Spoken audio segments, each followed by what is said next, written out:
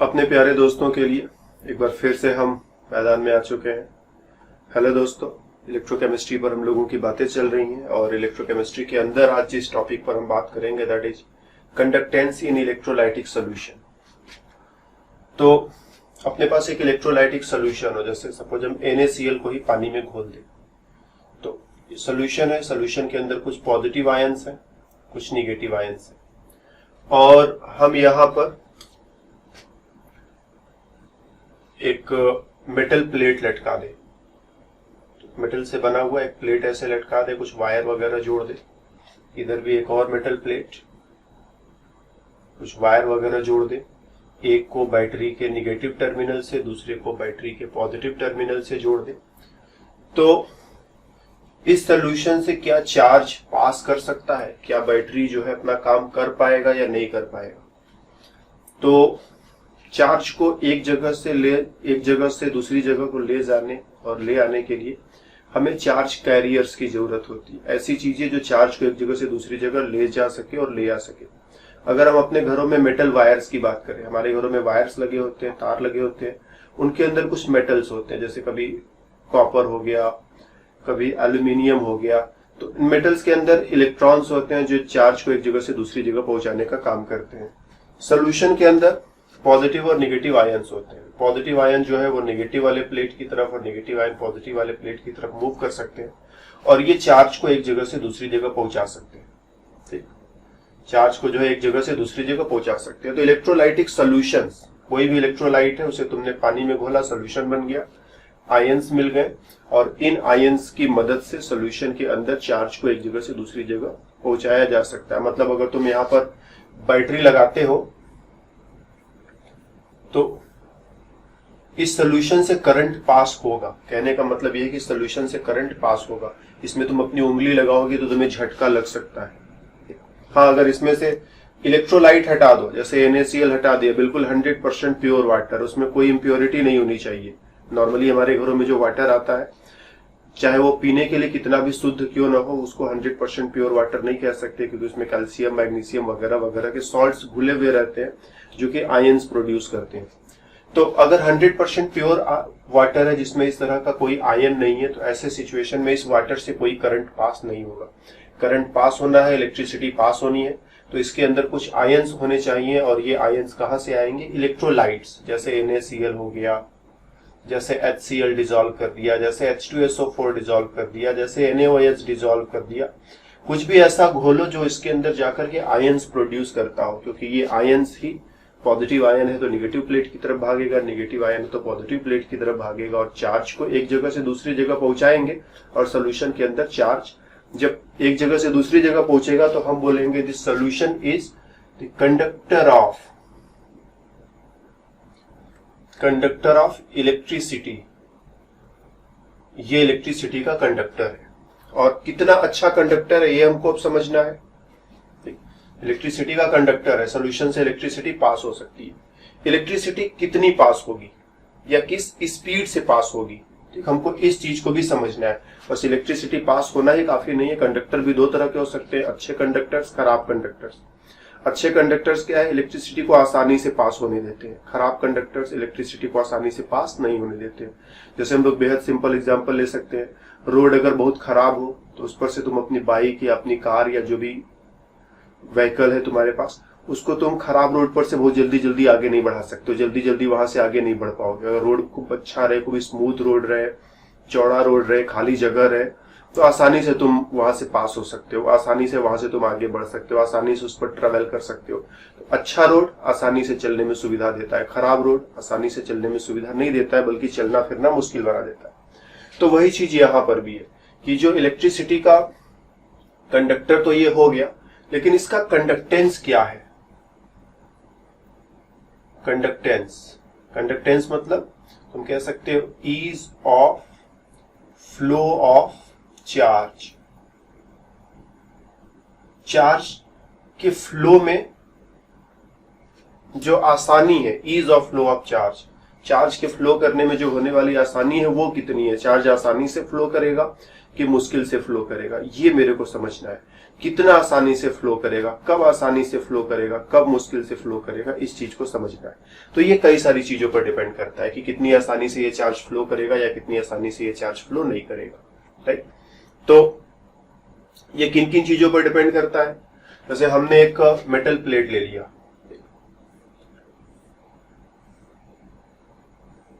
Metal plate ले लिया, और ऐसा ही एक दूसरा मेटल प्लेट ले लिया, और इन मेटल प्लेट्स को वायर की मदद से हमने बैटरी से जोड़ने की तैयारी कर ली है, और सॉल्यूशन में अपने इसको हमने लटका दिया। सॉल्यूशन में पॉजिटिव आयंस भी है, निगेटिव आयंस भी है। अगर हमने यहाँ पर बैटरी का नेगेटिव प्लेट कनेक्ट किया है तो पॉजिटिव आयन इधर भागेगा, इधर हमने बैटरी का पॉजिटिव प्लेट कनेक्ट किया है तो नेगेटिव आयन इधर भागेगा। ये आयंस कितनी आसानी से किसी इलेक्ट्रोड पर पहुंचेंगे, क्योंकि जब आयन इलेक्ट्रोड पर पहुंचेगा तभी असली काम शुरू होगा।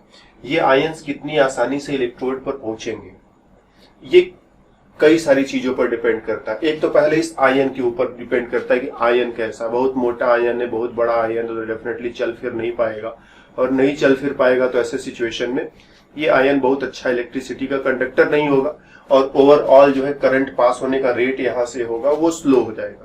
जो चार्ज फ्लो करने का रेट है, जो करंट पास होने का रेट है, वो स्लो हो जाएगा। तो बहुत बड़ा आयन है, अच्छे से काम नहीं कर पाएगा, छोटा आयन है, अच्छे से काम कर पाएगा। ठीक, तो आयन के साइज पर डिपेंड करता है। तो कंडक्टेंस डिपेंड्स ऑन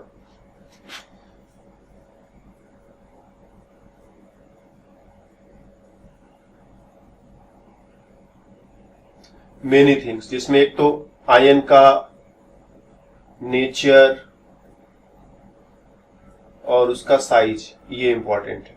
दूसरी चीज, इन दोनों के बीच की दूरी, इस प्लेट से इस प्लेट की दूरी अगर बहुत ज्यादा है तो यहां से यहां या यहां से यहां कोई चीज पहुंचने में ज्यादा समय लगेगा, तो तुम कह सकते हो distance between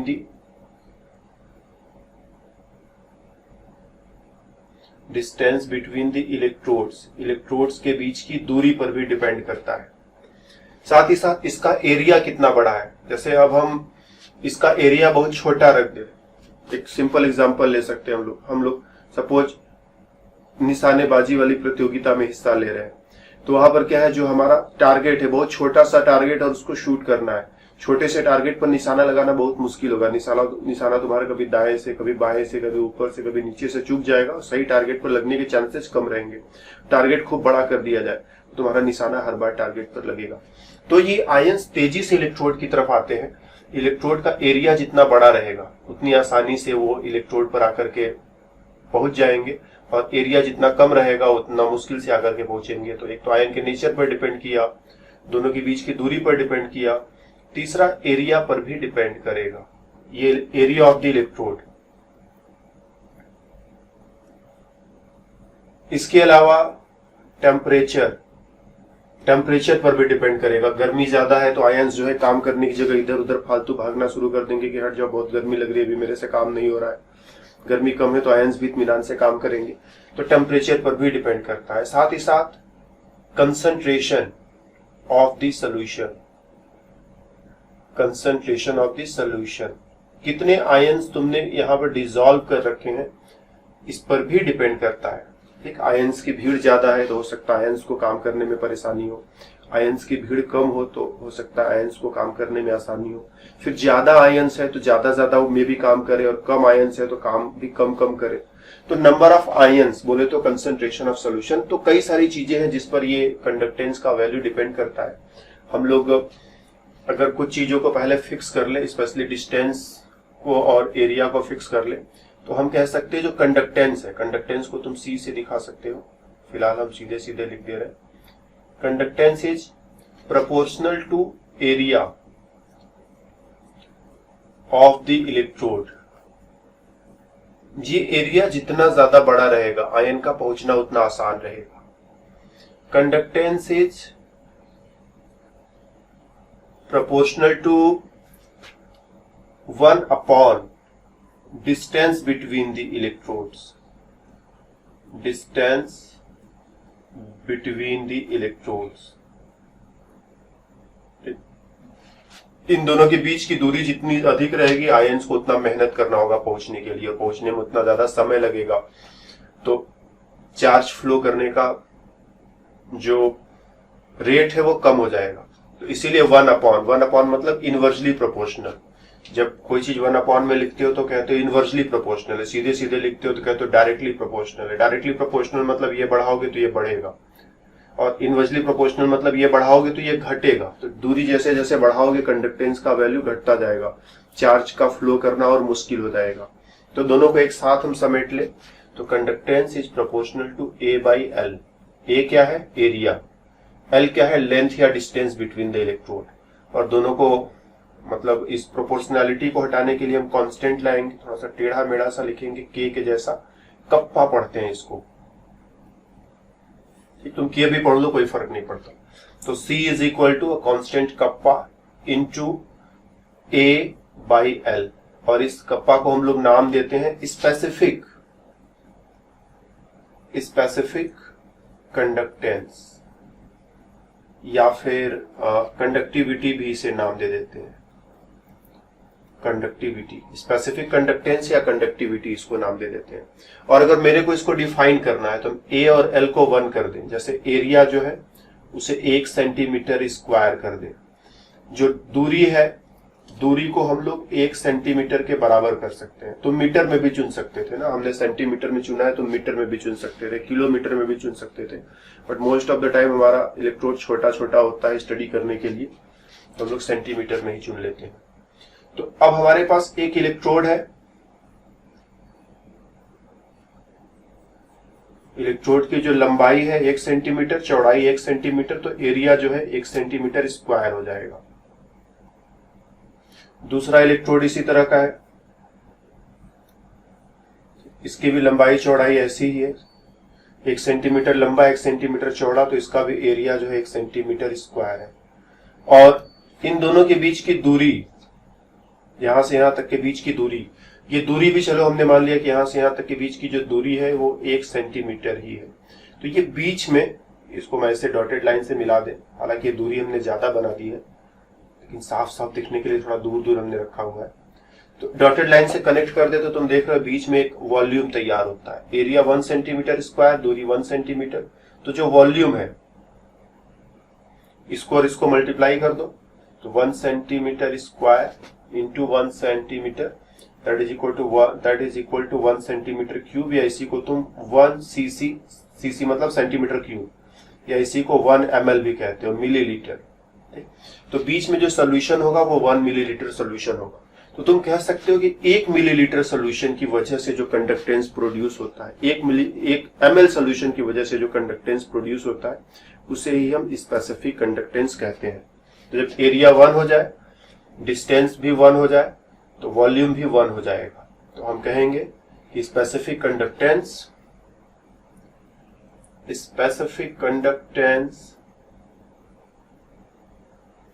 is the conductance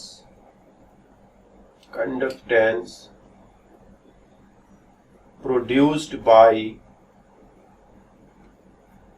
1 ml या 1 cc 1 सेंटीमीटर क्यूब, 1 ml और 1 cc सोल्यूशन। या फिर और भी जनरल वे में लिखना चाहे तो हम लोग लिख सकते हैं specific conductance is the conductance produced by unit volume of solution। इस सॉल्यूशन का वॉल्यूम अगर यूनिट कर दिया जाए, यूनिट वॉल्यूम ऑफ सॉल्यूशन, जैसे 1 सेंटीमीटर क्यूब या 1 मिलीमीटर क्यूब, कुछ इस तरह का, या 1 लीटर या 1 ml, यूनिट वॉल्यूम 1 होना चाहिए उसमें। तो यूनिट वॉल्यूम ऑफ सॉल्यूशन रहे, उसकी वजह से जो कंडक्टेंस प्रोड्यूस होगा उसी को तुम स्पेसिफिक कंडक्टेंस कह सकते हो। तो फाइनली इक्वेशन क्या है हमारे हाथ में? इक्वेशन है conductance is equal to specific conductance multiplied with area divided by distance. और मोस्ट ऑफ द टाइम होता क्या है कि हम लोग जो सेल बनाते हैं, सेल हमारा फिक्स्ड होता है। ऐसा नहीं कि हम हर बार सेल बनाते हैं, हमारे पास बना बनाया जो है इस तरह से एक ग्लास का बना हुआ पाइप जैसा रहेगा, और पाइप में दो छोटी छोटी प्लेट्स, एक छोटा सा प्लेट इधर लटका दिया गया है और एक छोटा सा प्लेट इधर लटका दिया गया है, दो छोटी छोटी प्लेट्स, और इन प्लेट्स को ऊपर ऐसे वायर से कनेक्ट कर देंगे, ऊपर से ये सील बंद रहेगा और इन वायर्स को तुम बैटरी से ले जा करके जोड़ सकते हो। ठीक, तो ये इस तरह का अरेंजमेंट होता है। और मान लो मेरे को किसी सोल्यूशन के साथ एक्सपेरिमेंट करना है, तो सोल्यूशन जो है एक बड़े बर्तन में भर लो, और सोल्यूशन में क्या करो, सोल्यूशन को बड़े बर्तन में भरने के बाद ये जो तुम्हारा सेल है, इस सेल को ला करके सोल्यूशन में डुबा दो, तो सोल्यूशन जरूर यहाँ पर पहुंचेगा ही पहुंचेगा, सोल्यूशन यहाँ पर पहुंचेगा। अब इसको बैटरी से ले जाकर के जोड़ दिया माइनस और प्लस से, तो बैटरी से जोड़ने के बाद अब इलेक्ट्रिसिटी का फ्लो जो है इलेक्ट्रिसिटी का फ्लो जो है वो स्टार्ट हो जाएगा, right.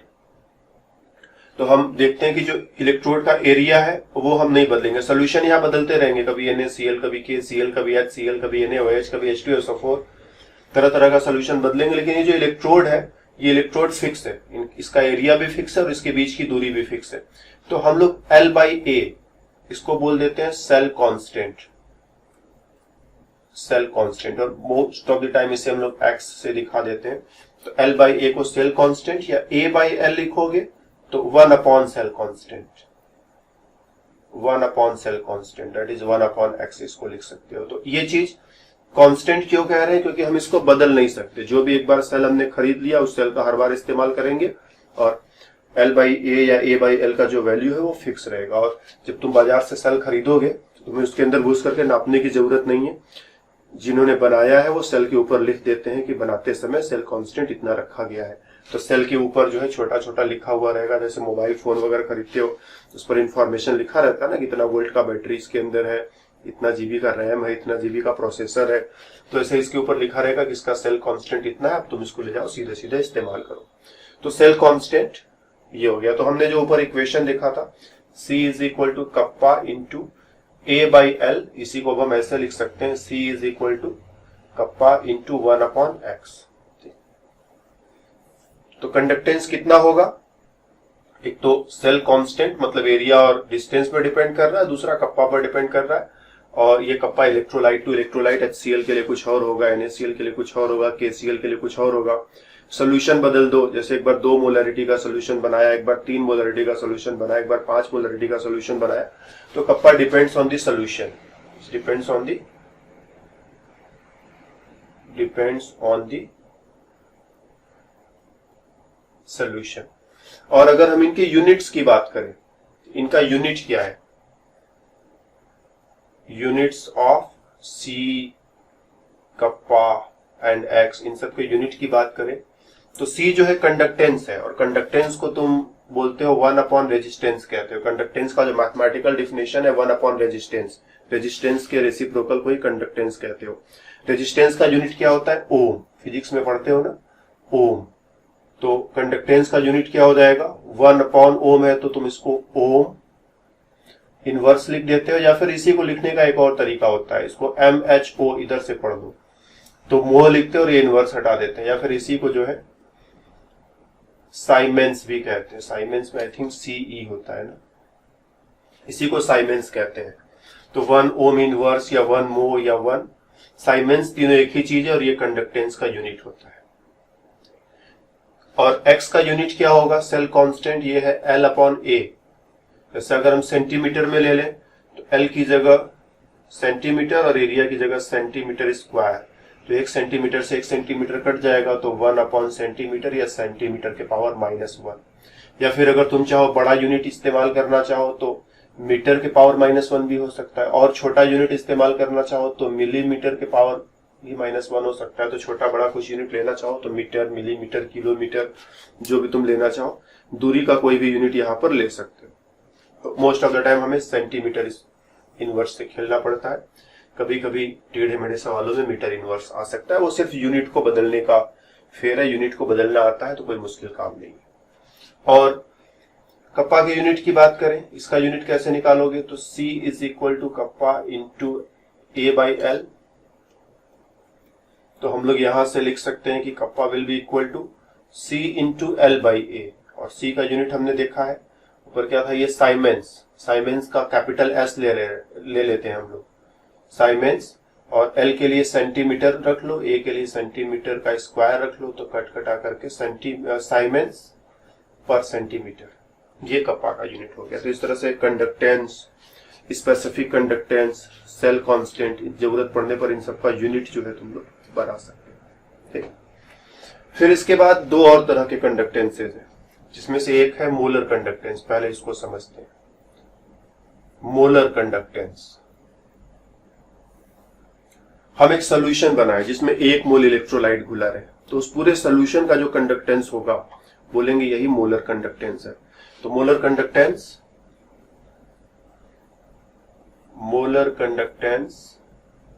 Is the conductance of the solution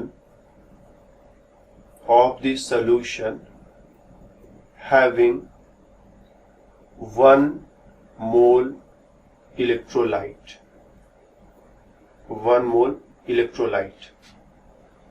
conductance, molar conductance क्या है? तो molar conductance is the conductance of the solution, उस सॉल्यूशन का कंडक्टेंस जिसमें 1 मोल इलेक्ट्रोलाइट घुला हुआ है। कोई भी सॉल्यूशन लो जिसमें 1 मोल इलेक्ट्रोलाइट घुला हुआ है, और उस सॉल्यूशन का कंडक्टेंस निकाल लो, जो उसका कंडक्टेंस आएगा वही जो है मोलर कंडक्टेंस के नाम से तुम लोग जानोगे। हम लोग मोलर कंडक्टेंस को स्पेसिफिक कंडक्टेंस से रिलेट भी कर सकते हैं। Relation between molar conductance and specific conductance.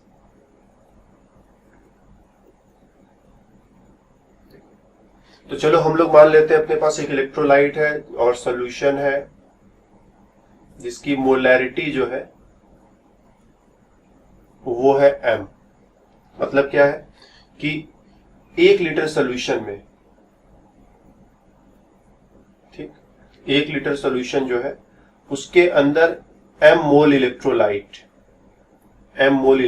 जो है प्रेजेंट रहेगा। m मोल इलेक्ट्रोलाइट प्रेजेंट रहेगा। और मेरे को क्या चाहिए? मेरे को सबसे पहले मेरे को ऐसा सॉल्यूशन चाहिए जिसमें 1 मोल इलेक्ट्रोलाइट प्रेजेंट है, मेरे को उसका कंडक्टेंस पता लगाना है। तो m मोल इलेक्ट्रोलाइट अगर 1 लीटर सॉल्यूशन में है तो हम लोग कह सकते हैं कि 1 मोल इलेक्ट्रोलाइट जो होगा वो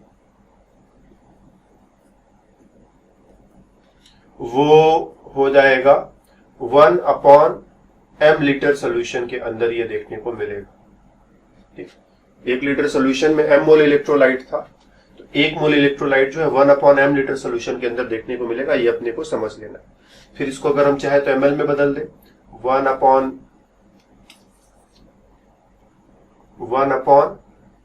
लीटर को जब तुम 1000 से मल्टीप्लाई कर देते हो तो ये ml हो जाता है। इतना ml सॉल्यूशन है और इसी सॉल्यूशन के अंदर जो है 1 मोल इलेक्ट्रोलाइट प्रेजेंट है। तो इतना ml सॉल्यूशन है, ध्यान देना। m का वैल्यू जैसे मान लो तुमने 2 रख दिया तो 2 से घटा दोगे तो 500 ml सॉल्यूशन हो जाएगा। 4 रख दिया, 4 से घटा दोगे तो 250 ml सॉल्यूशन हो जाएगा। तो कुछ न कुछ एक वॉल्यूम यहां से तुम्हें मिलेगा, डिपेंड करता है m का वैल्यू क्या है। तो हमारे पास एक सॉल्यूशन का वॉल्यूम आ गया, इतना ml सॉल्यूशन है, इसी में 1 मोल इलेक्ट्रोलाइट, और मेरे को इसी सॉल्यूशन का कंडक्टेंस अगर किसी तरह से मिल जाए, इसी सॉल्यूशन का कंडक्टेंस मिल जाए जिसमें कि 1 मोल इलेक्ट्रोलाइट घुला हुआ है, तो मेरा जो है मोलर कंडक्टेंस बन जाएगा। अब हम लोग क्या जानते हैं कि जो 1 ml सॉल्यूशन का कंडक्टेंस होता है, कंडक्टेंस ऑफ 1 ml सॉल्यूशन, ये क्या है? इसको तुम कहोगे ये है स्पेसिफिक कंडक्टेंस। स्पेसिफिक कंडक्टेंस कहते हैं, स्पेसिफिक कंडक्टेंस कहते हैं। इसको हम लोग कप्पा से भी दिखा देते हैं। तो 1 ml सॉल्यूशन का कंडक्टेंस जो है, 1 ml सॉल्यूशन और इसका कंडक्टेंस, तो इधर की तरफ सॉल्यूशन लिख देते हैं और दूसरी तरफ कंडक्टेंस। तो 1 ml सॉल्यूशन का जो कंडक्टेंस होता है उसे कप्पा कहते हैं। ठीक, स्पेसिफिक कंडक्टेंस। 2 ml रहे तो 2 ml सॉल्यूशन हो जाए तो 2 को कप्पा से मल्टीप्लाई कर दो, 3 ml सोल्यूशन हो जाए तो 3 को कप्पा से मल्टीप्लाई कर, तो जितना ml सोल्यूशन है उतने टाइम्स कप्पा हो जाएगा। तो तुम देख रहे हो मेरे पास कितना सोल्यूशन है, मेरे पास ये वाला सोल्यूशन है जिसका कंडक्टेंस पता लगाना। इसमें कितना ml है, 1/m इंटू 1000 ml, तो ये हो जाएगा 1/m इंटू 1000 ml सोल्यूशन रहे तो इसका जो कंडक्टेंस हो जाएगा 1/m इंटू 1000 इंटू कप्पा, और यही जो है मोलर कंडक्टेंस हो जाएगा, क्योंकि ये इस सोल्यूशन के अंदर 1 मोल इलेक्ट्रोलाइट घुला है, हमने ऊपर देखा है। तो अब हम कह सकते हैं मोलर कंडक्टेंस को ऐसे डेल्टा के जैसा बनाते हैं, थोड़ा सा इधर से ओपन रखते हैं, यहां पर मोलर लिख दो। तो molar conductance is equal to kappa into 1000 divided by M.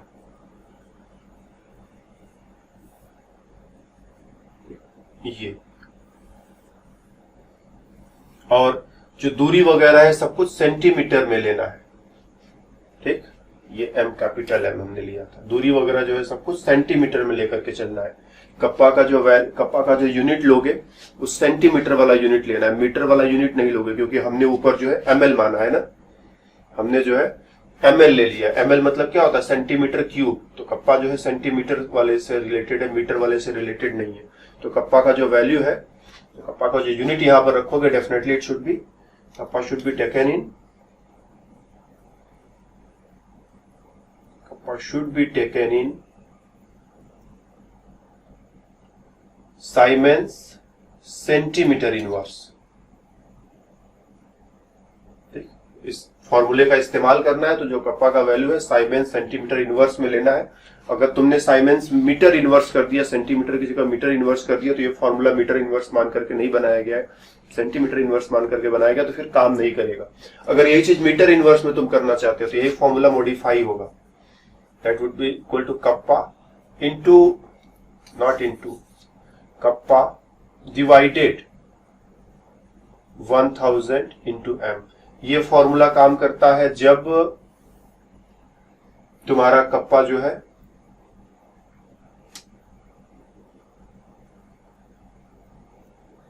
Taken in siemens metre inverse. तो तुम सवाल लगाते समय देख लेना, अगर तुम्हें एग्जाम में सवाल मिल रहा है लगाने को, तो ये तो मोलैरिटी है, मोलैरिटी का तो जो वैल्यू होता है वो होता है, ये मोलैरिटी का अपना ही यूनिट होता है, मोल पर लीटर, इसमें तुम चेंज नहीं कर सकते हो। कप्पा का यूनिट जो सवाल में दिया है वो ऐसा दिया हुआ है या ऐसा दिया हुआ है, अगर ऐसा दिया हुआ है तो ये वाला फॉर्मूला इस्तेमाल करो, ऐसा दिया हुआ है, ठीक, ऐसा दिया हुआ है तो ये फॉर्मूला इस्तेमाल करो, और मीटर इनवर्स में दिया है तो ये वाला फॉर्मूला इस्तेमाल करो। ये फॉर्मूला कहां से आया, ये भी बनाया जा सकता है, कोई मुश्किल काम नहीं है, ये भी कोई मुश्किल काम नहीं है। जब यहां पर तुम सब कुछ मीटर में लेकर के चलोगे, हम लोग इसको बनाने की कोशिश करते हैं। इस बार हम एक बड़ा इलेक्ट्रोड लेते हैं, ठीक, बड़ा सा इलेक्ट्रोड हमने लिया जिसकी लंबाई और चौड़ाई जो है 1 मीटर लंबा 1 मीटर चौड़ा, तो इसका जो एरिया है कितना हो जाएगा, 1 मीटर स्क्वायर हो जाएगा। ऐसा ही दूसरा इलेक्ट्रोड हम लोगों ने बना लिया, बड़ा सा इलेक्ट्रोड, और इसके बीच की जो, ये भी, इसका भी एरिया वही 1 मीटर स्क्वायर, और इसके बीच की जो दूरी है वो दूरी जब तुम नापोगे तो हम कह रहे हैं 1 मीटर की दूरी है। तो जो वॉल्यूम है 1 मीटर क्यूब हो जाएगा। तो पिछली बार जो हम लोग कह रहे थे छोटा सा इलेक्ट्रोड लो, 1 सेंटीमीटर लंबा 1 सेंटीमीटर चौड़ा, वैसा ही दूसरा इलेक्ट्रोड लो, दोनों के बीच की दूरी जो है 1 सेंटीमीटर रखो। अब उसको थोड़ा बड़ा करो, बड़ा इलेक्ट्रोड लो जिसकी लंबाई चौड़ाई 1-1 मीटर हो, वैसा ही दूसरा इलेक्ट्रोड लो, दोनों को एक दूसरे से 1-1 मीटर की दूरी पर रखो। तो ये जो वॉल्यूम बीच में तैयार होगा, हम इसको यहां पर डॉटेड लाइन से ऐसे मिला दें, ठीक, तो ये जो बीच में वॉल्यूम तैयार होगा ये 1 मीटर क्यूब के बराबर वॉल्यूम तैयार हो जाएगा, 1 metre cube.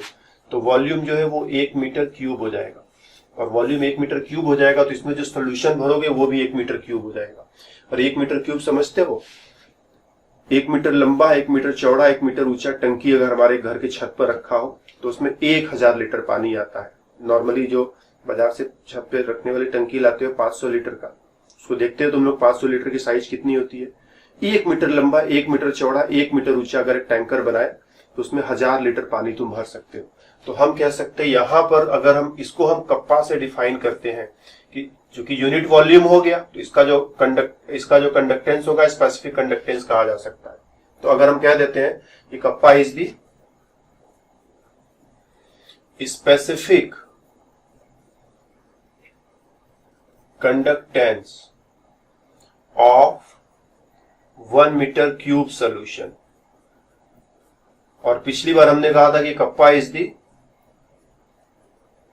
Specific, kappa is the conductance. Specific conductance तो हम बोल ही रहे हैं, तो दोबारा स्पेसिफिक क्यों लिखेंगे। Specific conductance, kappa is the conductance of 1 metre cube solution and kappa is the conductance of, दूसरे वे में लिखें तो हम कहें कि kappa is the conductance of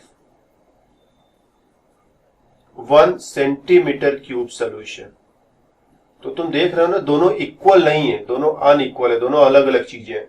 यहां पर जो सोल्यूशन एक छोटा सा डब्बा है जिसकी लंबाई चौड़ाई ऊंचाई जो है 1 सेंटीमीटर क्यूब है और इसमें सोल्यूशन भरा है, और यहां पर क्या एक बड़ा सा डब्बा है जिसकी लंबाई चौड़ाई ऊंचाई जो है 1-1 मीटर के बराबर है और इसमें ढेर सारा सोल्यूशन भरा है। समझ रहे हो, इसमें सोल्यूशन भरते हैं तो 1 सेंटीमीटर क्यूब, इसमें सोल्यूशन भरते हैं 1 मीटर क्यूब। इसमें सोल्यूशन भरोगे 1 सेंटीमीटर क्यूब, इसमें सोल्यूशन भरोगे 1 मीटर क्यूब, इसमें थोड़ा सा सोल्यूशन आएगा, इसमें ढेर सारा सोल्यूशन आएगा। तो हम इसको भी स्पेसिफिक कंडक्टेंस कह सकते हैं, इसको भी स्पेसिफिक कंडक्टेंस कह सकते हैं। Specific conductance is the conductance of unit volume of solution. ये यूनिट वॉल्यूम 1 सेंटीमीटर क्यूब लिया जा सकता है, 1 मीटर क्यूब लिया जा सकता है, लेकिन दोनों में तुम अंतर देख रहे हो ना। कोई चीज ग्राम में भी तुम उसका दाम पता लगा सकते हो कि बाजार से कोई चीज खरीदेंगे तो भाई 5 रुपए का 1 ग्राम मिलेगा। अब 1 किलोग्राम कितने का मिलेगा, तो डेफिनेटली 5000 रुपए का 1 किलोग्राम मिलेगा। तो चीज वही है, दाम भी वही है, ठीक। 5 रुपए का 1 ग्राम या 5000 रुपए का 1 किलोग्राम, दाम में कोई अंतर नहीं है, बस तुमने छोटे से बड़े स्केल पर बता दिया। लेकिन कैलकुलेशन करते समय इस चीज का ध्यान रखोगे ना, कैलकुलेशन करते समय इस चीज का ध्यान रखोगे। तुम्हें अगर बाजार से 2 ग्राम खरीदना है तो तुम 5 रुपए के हिसाब से जो है 5 रुपए का 1 ग्राम, तो 2 ग्राम के लिए 10 रुपए घर से लेकर के निकलोगे। अब तुम्हें 2 किलोग्राम खरीदना है तो तुम वो 5 रुपए वाला हिसाब छोड़ो, तुम 5000 रुपए वाला हिसाब लगाओगे। 5000 रुपए का 1 किलोग्राम मिलता था तो 10,000 रुपए का 2 किलोग्राम मिलता है। तो तुम्हारा कैलकुलेशन किस लेवल पर चल रहा है उस हिसाब से तुम दाम को लगाना पसंद करोगे, उस हिसाब से अपना दाम और कैलकुलेशन के बीच में एडजस्टमेंट करोगे।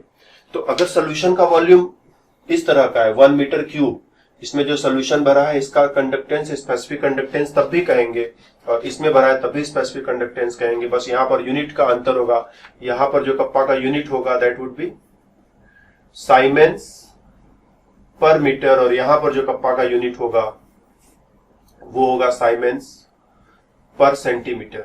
तो ये यूनिट का अंतर आएगा और यूनिट का अंतर ही नहीं है, साइज का भी बहुत हैवी अंतर है। तो हम इस वाले कप्पा को जब इस्तेमाल कर रहे होंगे तो उसके बदले में ये कप्पा नहीं इस्तेमाल कर सकते और ये वाला कप्पा इस्तेमाल कर रहे हैं तो उसके बदले में ये वाला कप्पा इस्तेमाल नहीं कर सकते। ध्यान देना, ये वाला कप्पा क्या है, इसकी तुलना में 1000 टाइम्स 10,000 टाइम्स, ठीक, ये जो है इससे 10,000 गुना बड़ा है, क्योंकि एक मीटर में 100 सेंटीमीटर होता है और 100 सेंटीमीटर गुणे 100 सेंटीमीटर गुणे 100 सेंटीमीटर 100 इंटू 100 इंटू 100 3 बार करो तो 10⁶ हो जाएगा, ठीक है ना। या सेंटीमीटर है या मीटर है, जानते हो ना, 1 मीटर बराबर क्या होता है 100 सेंटीमीटर होता है। तो 1 मीटर का क्यूब बराबर 100 सेंटीमीटर का क्यूब, तो 1 मीटर क्यूब जो है वो 10⁶ सेंटीमीटर क्यूब के बराबर हो जाएगा। समझ रहे हो। तो जो कप्पा तुम्हारा है कह दो मीटर, कौन सा यूनिट लिया था, साइमेंस पर मीटर वाला यूनिट, और कप्पा हमने लिया था, कप्पा जो है साइमेंस सेंटीमीटर इनवर्स वाला यूनिट। तो ये बहुत छोटा है, ये बहुत बड़ा है। अगर दोनों को इक्वेट करना है तो ये जितना छोटा है इसको उतना बड़ा करो ना, इसको 10⁶ से मल्टीप्लाई करोगे तब जाकर के दोनों आपस में इक्वेट होते हैं, ठीक। तो अगर हम फॉर्मूला लिखते हैं कि मोलर कंडक्टेंस बराबर, कप्पा को हम ले रहे हैं साइमेंस सेंटीमीटर इनवर्स में ले रहे हैं ना, इंटू 1000 डिवाइडेड बाई मोलैरिटी, पहला फॉर्मूला यही बनाया था।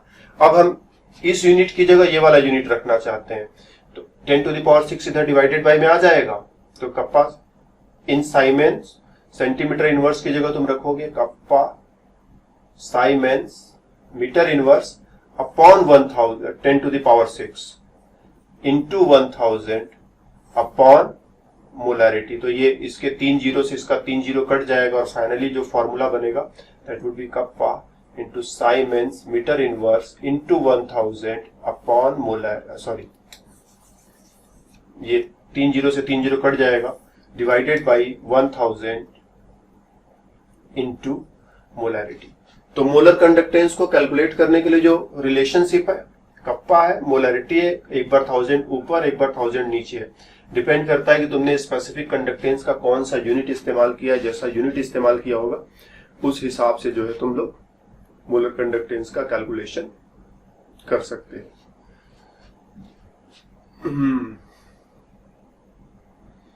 तो अगर मेरे को मोलर कंडक्टेंस कैलकुलेट करना है तो ये दो चीजें मेरे को मिलनी चाहिए कि सोल्यूशन की मोलैरिटी इतनी है, सोल्यूशन का स्पेसिफिक कंडक्टेंस इतना इतना दिया हुआ है, दोनों को रखो, सॉल्व करो, मोलर कंडक्टेंस आ जाएगा। या फिर ये वाला फॉर्मूला इस्तेमाल करना हो तो चीजें इस वे में दी होनी चाहिए।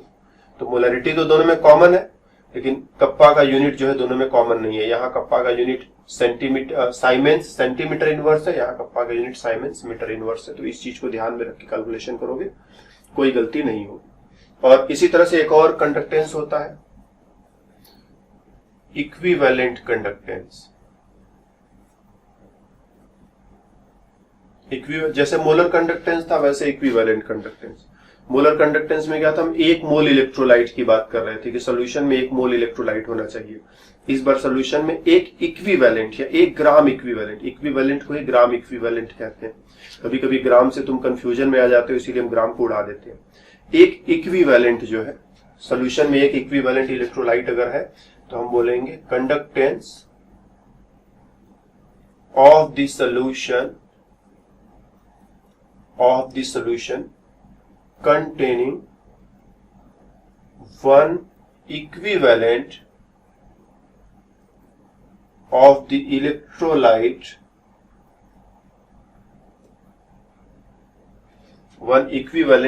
electrolyte, is conductance of the solution containing one equivalent of the electrolyte is known as equivalent conductance। Equivalent conductance, तो अगर एक किसी इलेक्ट्रोलाइट का एक इक्विवेलेंट अमाउंट हम सॉल्यूशन में डिसॉल्व करते हैं और सॉल्यूशन का कंडक्टेंस नाप ले तो उसी कंडक्टेंस के वैल्यू को बोलेंगे कि ये जो है इक्विवेलेंट कंडक्टेंस है। और कुछ बहुत स्पेशल बात इसमें नहीं है, जैसा मोलर कंडक्टेंस था वैसे इक्विवेलेंट कंडक्टेंस। इनका हम यूनिट भी निकालेंगे, unit for molar conductance.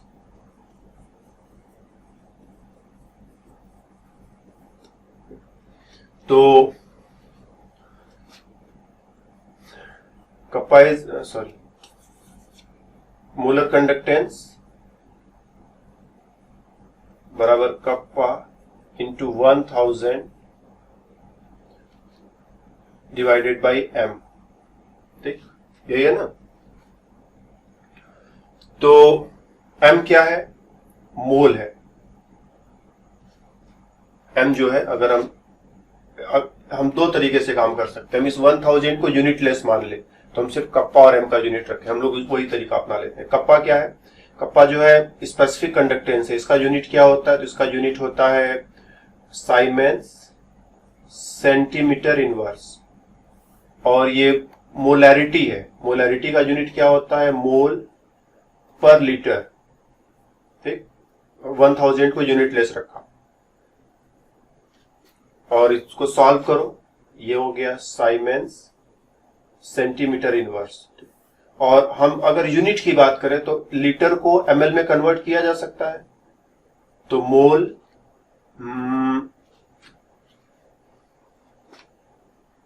Litre को एमएल में कन्वर्ट कर दे तो 1000 एमएल टाइप का लिखेंगे, तो मतलब लीटर की जगह जहां लीटर है वहां एमएल भी लिया जा सकता है। ठीक, वैल्यू क्या होगा, न्यूमेरिकल वैल्यू क्या होगा, वो सब बात की बात है, लेकिन इसको हम एमएल में भी ले सकते हैं। तो मोल एमएल इनवर्स, जो एमएल होता है सेंटीमीटर क्यूब को ही एमएल कहते हैं।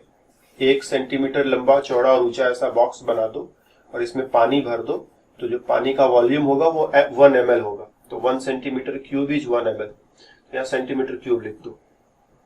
तो siemens centimetre inverse by mole into centimetre cube के पावर -1। तो ये ऊपर जाएगा तो पावर +1 हो जाएगा, तो ये हो जाएगा साइमेंस सेंटीमीटर इनवर्स, तो ये वाला है ही, और ये ऊपर जाएगा तो ये हो जाएगा सेंटीमीटर की पावर 3 डिवाइडेड बाय मोल। और इसको और सॉल्व करोगे तो एक पावर से इसका एक पावर कट जाएगा, साइमेंस सेंटीमीटर स्क्वायर और मोल जो है वो मोल तुम्हें देखने को पर मोल। तो ये जो यूनिट है ये मोलर कंडक्टेंस का यूनिट है। एक मोलर कंडक्टेंस के लिए ये यूनिट हम लोगों ने बनाया है। तो जब तुम इक्विवेलेंट कंडक्टेंस का यूनिट निकालोगे तो उसका भी फॉर्मूला आप जैसे पिछली बार बनाया था, जहां मोल आया था वहां मोलरिटी की जगह नॉर्मेलिटी तुम्हें देखने को मिलेगा। जब मोल प्रति लीटर होता है तो उसको मोलैरिटी कहते हैं, और इक्विवेलेंट प्रति लीटर होता है तो उसको नॉर्मेलिटी कहते हो। तो जहां मोलैरिटी आ रहा था वहां पर नॉर्मेलिटी आएगा। हम लोग उसके लिए अलग से फॉर्मूला लिख लें। इक्विवेलेंट कंडक्टेंस के लिए अगर हम फॉर्मूला लिखेंगे तो equivalent conductance equal to kappa into 1000। जहां जहां मोलैरिटी था वहां नॉर्मेलिटी हो जाएगा, और इसका जब यूनिट निकालोगे तो इसका जो यूनिट आएगा siemens centimetre square equivalent to the power -1। जैसे यहां पर मोल के पावर में -1 आया हुआ है, वैसे यहां पर इक्विवेलेंट के पावर -1 आएगा, क्योंकि नॉर्मेलिटी जो होता है, normality is nothing but equivalent पर लीटर। 1 लीटर सोल्यूशन में कितना इक्विवेलेंट सब्सटेंस तुमने घोला है उसको नॉर्मेलिटी कहते हैं। तो जहां मोलैरिटी था वहां नॉर्मेलिटी है, जहां मोल इनवर्स आया था वहां पर इक्विवेलेंट इनवर्स आ जाएगा। तो इस वे में इक्विवेलेंट कंडक्टेंस। तो हम लोगों ने 4 तरह के कंडक्टेंसेस को, कंडक्टेंस पहले समझा कि व्हाट इज कंडक्टेंस, फिर कंडक्टेंस को 4 अलग अलग तरीके से हमने डिस्क्राइब करना सीखा। एक तो जनरल कंडक्टेंस, किसी भी चीज का कंडक्टेंस, सोल्यूशन थोड़ा हो कि सोल्यूशन ज्यादा हो कि बहुत ज्यादा हो फर्क नहीं पड़ता, जितना सोल्यूशन है पूरे सोल्यूशन का conductance. And this conductance is equal to kappa into A by L, right. और दूसरा चीज हमने कहा कि इसमें कप्पा जो है सिर्फ 1 ml, मतलब सोल्यूशन बहुत ज्यादा है, ये बहुत ज्यादा सोल्यूशन है, इस पूरे सोल्यूशन का कंडक्टेंस लेंगे तो कंडक्टेंस हो गया। और कप्पा मतलब इस पूरे सोल्यूशन के अंदर 1 सेंटीमीटर लंबा चौड़ा और ऊंचा हम ऐसा जगह बना ले, 1 ml हो जाएगा, इसका कंडक्टेंस लेते हो तो कप्पा। तो पूरे सोल्यूशन का कंडक्टेंस और 1 ml सोल्यूशन का कंडक्टेंस कप्पा। और अगर इस सोल्यूशन में से हम सोल्यूशन बाहर निकाल लें, हम किसी ग्लास में, किसी कटोरी में, किसी लोटे में, किसी बाल्टी में, किसी बीकर में हम थोड़ा सा सोल्यूशन बाहर निकाल लें, कितना सोल्यूशन बाहर निकाल लें कि उसमें 1 मोल इलेक्ट्रोलाइट प्रेजेंट हो, तो कह दो कि इसका ये जो वॉल्यूम, ये वाला वॉल्यूम है, कोई ना कोई वॉल्यूम होगा ही होगा ना। एक ये वॉल्यूम है जिसके अंदर, इस वॉल्यूम का हमें नहीं पता, हम लोग कैलकुलेट कर सकते हैं मोलैरिटी के अकॉर्डिंग।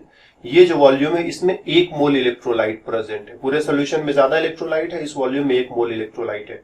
तो इसका जो कंडक्टेंस होगा that is molar conductance. Molar conductance equal to kappa into 1000 upon m। तो तुम्हें पता होना चाहिए जब तुम कंडक्टेंस बोल रहे हो मतलब क्या बोल रहे हो, जितना भी सोल्यूशन है पूरे सोल्यूशन का कंडक्टेंस। जब तुम स्पेसिफिक कंडक्टेंस बोल रहे हो मतलब सिर्फ 1 ml सोल्यूशन का कंडक्टेंस। जब तुम मोलर कंडक्टेंस बोल रहे हो मतलब सोल्यूशन में से उतना सोल्यूशन तुम्हें पकड़ना पड़ेगा जिसमें 1 मोल इलेक्ट्रोलाइट है, फिर उसका कंडक्टेंस अगर तुम नाप लो तो वो मोलर कंडक्टेंस हो जाएगा। बाय फॉर्मूला ये रिलेशन मिलता है। और इसी के पैरेलल हम लोगों ने देखा कि इक्विवेलेंट कंडक्टेंस बराबर कप्पा इंटू 1000 अपॉन नॉर्मेलिटी। और फिर हम लोगों ने सभी के यूनिट्स निकाले, सी का यूनिट क्या होता है, कप्पा का यूनिट क्या होता है, मोलर कंडक्टेंस का यूनिट क्या होता है, सेल कांस्टेंट का यूनिट क्या होता है, इक्विवेलेंट कंडक्टेंस का यूनिट क्या होता है। तो इन चीजों को तुम 1-2 बार अपनी तरफ से निकाल करके प्रैक्टिस कर लोगे कि कैसे कैसे चीजें होती हैं। और जब भी कैलकुलेशन करना पड़ेगा, कैलकुलेशंस इस पर डिफिकल्ट नहीं होंगे, बस टू द पॉइंट फॉर्मूले हैं और टू द पॉइंट कैलकुलेशंस होंगे, तो तुम इन पर आसानी से जो है, बहुत ही आसानी से इन फॉर्मूले पर कैलकुलेशन भी कर सकते हैं। तो इस क्लास में कंडक्टेंस के ऊपर इतनी ही बातें हमारी तरफ से रहेंगी। और ध्यान देना, कंडक्टेंस जो है सोल्यूशन के कंसंट्रेशन पर भी डिपेंड करता है, मतलब कितना पानी मिलाया है इस पर भी डिपेंड करता है, टेम्परेचर पर भी डिपेंड करता है। इन सब बातों को हमने आज के क्लास में बस नाम लिया, लेकिन कोई डिटेल नहीं दिया तुम्हें। तो जब अगले क्लास में मिलेंगे तो डाइल्यूशन की बात करेंगे, टेम्परेचर की बात करेंगे, टेम्परेचर घटाएंगे बढ़ाएंगे, पानी ज्यादा मिला दे कम मिला दे, मतलब कंसंट्रेशन या डाइल्यूशन चेंज कर रहे हैं तो इन दैट सिचुएशन कंडक्टेंस के ऊपर क्या फर्क पड़ेगा, ये अगले क्लास का टॉपिक रहेगा। तो इस क्लास में हमारी तरफ से इतना ही, फिर मिलेंगे अगले क्लास में, तो बातें और भी होंगी। तब तक के लिए बाय बाय।